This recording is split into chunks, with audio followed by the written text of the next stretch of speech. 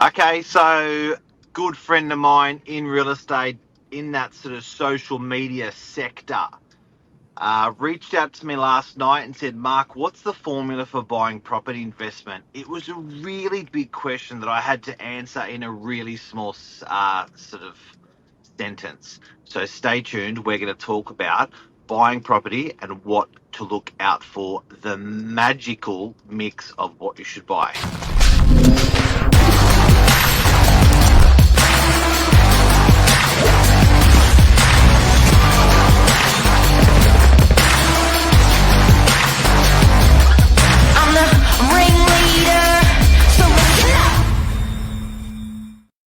The magic mix.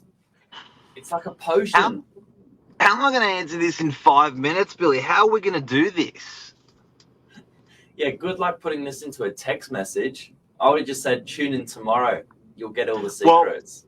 I called him, but I was running into another appointment, and I was like, blah, blah, blah, blah, blah, blah, blah. So I'm going to blah, blah, blah, blah, blah, right now. You go first. Well, to start off with, there is so many ingredients to this beautiful mix. The successful Quick, mix. Billy, I guess, quick. I Get guess you into could it. say, I guess you could say that you can start with location, price. I've even had people say to me, Mark, I don't buy one bedrooms. It's hard. It's really, really hard. And look, where it came from, a good friend of mine, Jonathan, his accountant turned around. This is normally how it happens. His accountant turned around and said, you've got to buy a property for tax reasons. So he's like, Yeah. cool, what do I buy? He's like, I think you could buy in your super. He's like, cool, what do I do? So he's like, you've got to go talk to a financial advisor.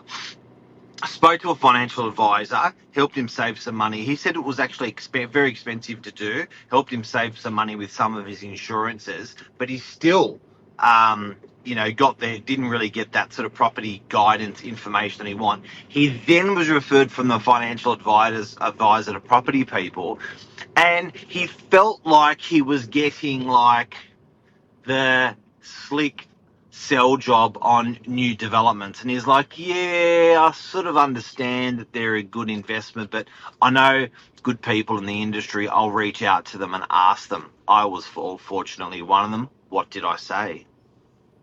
Well, before you gave him your wise words, the feeling he got was being handed around a little bit.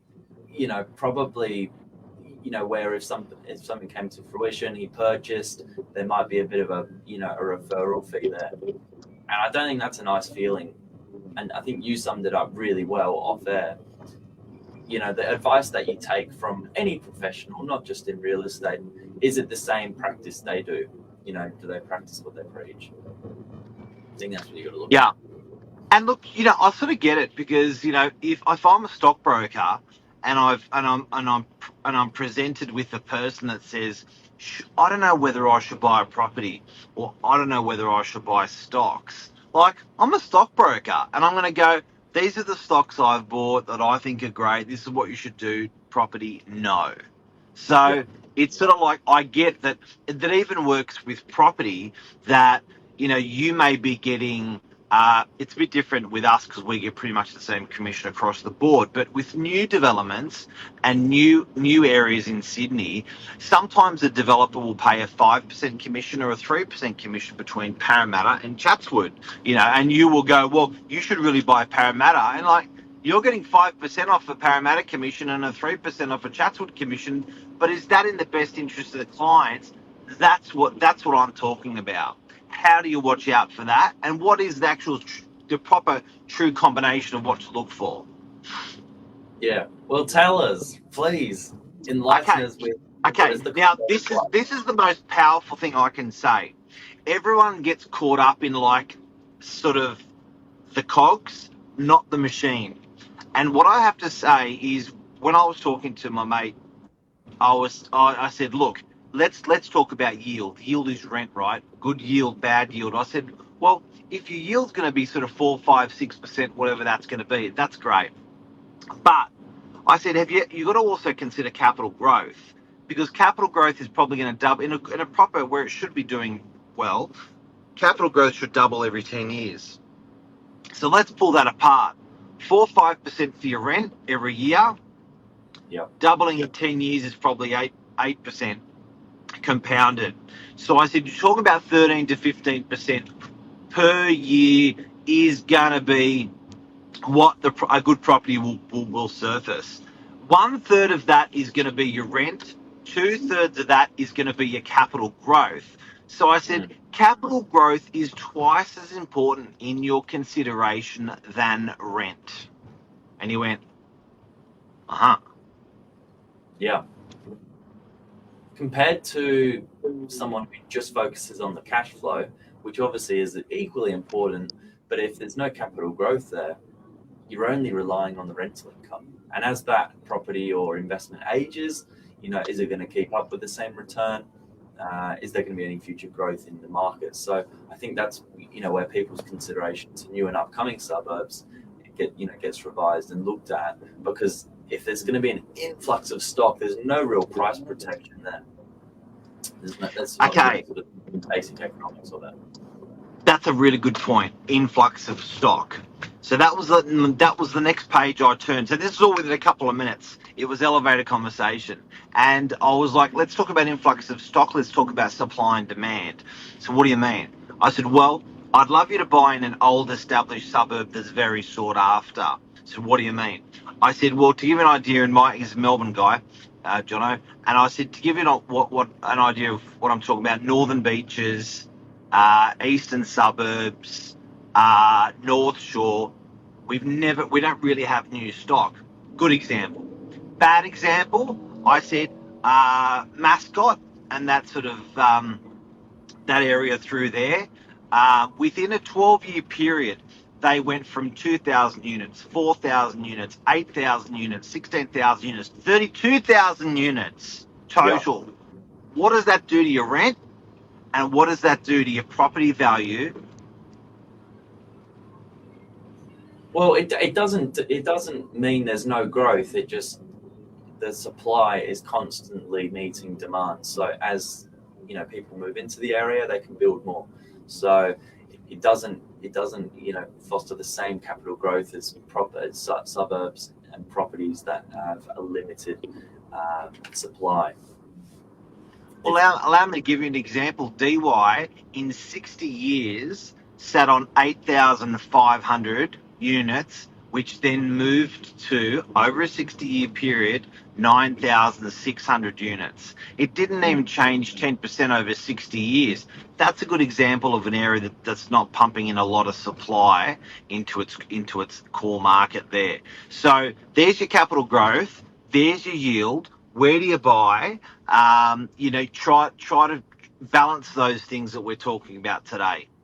And if you can buy wholesale, and what I mean is if there's less people in the loop, accountant getting a lick, financial advisor getting a lick, real estate agent getting a lick, broker getting a lick, another real estate agent, buyer's agent, right? So often if you can sort of shorten that go direct, and you can be going to open houses and saying, look, this is a good investment. And also, I think just, talking to people in the know, they're always going to help you. You'll be shocked. The agents that you're meeting on the street, you just, have a good old-fashioned open chat with them. Yeah. What's the formula? Before we go, what's the formula, Billy? Can you read it? I'll take it off the message. Huh? Here was the formula that we got asked last night. Purchase plus costs minus rent equals return. What does the final figure need to be? I think the final figure really is, well, it's case by case, certainly. It's case Don't by say case. it depends. I hate when you ask someone a question, they go, yeah, it depends. It's all relative. We love that one as well. What's the formula? I am a believer that it's costs, it's maintenance, it's everything packaged up into one, minus the rent. Quite often that can be a negative number. You might be negatively geared, but the capital growth plays trump card in this formula. So, where I think, believe it or not, and no one really talks about this, trust is unbelievably important. To have that, this is probably the biggest investment aside from your home that you're going to make in your life. So there's an enormous amount of trust involved in that. So I think the formula requires trust. I think the formula requires low stock for rental purposes and for resale capital growth purposes. I think the formula requires familiarity to make you comfortable. And not a lot of people say that, but I think when you know 10,000 things about a suburb, that breeds familiarity. So trust, low stock in that area, familiarity to help you sleep at night. That's brilliant. I reckon that's it. That's it. What do you think, Billy? What's your magic combo formula? Yeah, similar.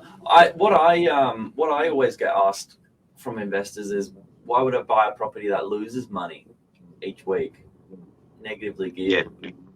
Yeah. You know, that would be the biggest sort of hurdle they've got to step over in their head. Can I answer that? Go. You're investing in a capital growth area rather than a high rental yield area. And back to what I said at the beginning, capital growth is 2 times more than your rent. So you're investing in the hope of capital growth, and generally there's a certainty there. You can see suburbs trend over 50 years. So that's why. And you're losing money for a short period because it catches up. And you're making money with capital growth that you can't spend until you sell it. Probably a good discipline. Yeah, it's great discipline. In addition to that, you're enjoying the growth on the full amount of the property worth, not just the portion you put in to begin with. So it's quite different. That's right. Quite different to a transaction with shares. $10,000 in, $10,000 out, plus your growth. With the property, it's $10,000 in, plus the bank's $50,000 if you're using a 5x calculator, and then enjoying the growth on the full amount. Spot on. So there you go. It's funny people want to buy within 20 kilometres of where they live or grow up. Again, that third pillar, what I spoke about, familiarity, that's exactly right. You're making one of the biggest investments, or the biggest investment in your life. You want that familiarity with where you're investing. Boom. See you guys. Thanks, Billy. Yeah. Thanks, Jono.